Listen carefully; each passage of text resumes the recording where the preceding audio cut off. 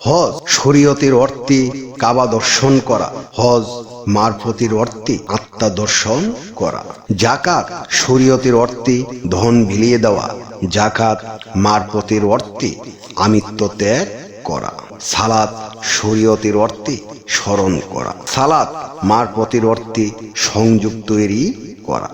সিয়াম শরীয়তের অর্থে সংযম হওয়া, সিয়াম মারফতের অর্থে মোহ হতে বিচ্ছিন্ন হওয়া। নামাজ শরীয়তের অর্থে 5 ওয়াক্ত সালাত আদায় করা, নামাজ মারফতের অর্থে দায়মি সালাত প্রতিষ্ঠা করা। জিগির শরীয়তের অর্থে স্রষ্টাকে স্মরণ করা, জিগির মারফতের অর্থে আল্লাহর সত্তায় মিলন হওয়া।